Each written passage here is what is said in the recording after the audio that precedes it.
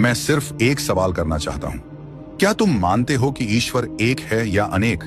हमारे यहाँ मान्यता है कि ईश्वर एक है, लेकिन वो अलग अलग रूपों में प्रकट होता है, इसलिए हमारे देवता कई हैं।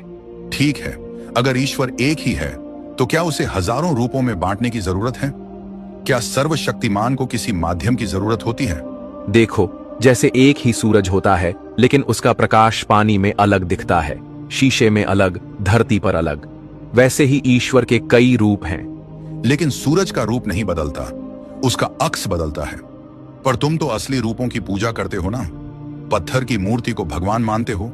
मूर्ति हमारे लिए प्रतीक होती है, ध्यान केंद्रित करने का साधन। हम असल में उस शक्ति को पूजते हैं जो मूर्ति में कल्पित है। तो क्या तुम मानते हो कि पत्थर में खुदा नहीं है? हाँ, मूर्ति तो बस प्रतीक है। तो क्या प्रतीक की पूजा तर्क संगत है? जैसे अगर कोई व्यक्ति किसी की फोटो से शादी कर ले तो क्या वो शादी माना जाएगा? शायद नहीं, लेकिन फिर भी परंपरा है। परंपरा अगर तर्क के खिलाफ हो तो क्या उसे निभाना सही है? इस्लाम में हम अल्लाह को बिना किसी माध्यम के पुकारते हैं, सीधा रिश्ता, बिना फोटो, बिना मूर्ति। इसमें दम है, लेकिन क्या ये भी सही है कि अल्लाह सिर्फ एक खास भाषा अरबी में ही पूजा जाए? बिल्कुल नहीं।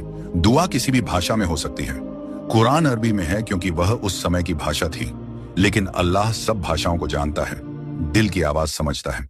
अच्छा, अगर इंसान सीधा ईश्वर से जुड़ सकता है तो फिर मूर्ति की जरूरत क्यों पड़े?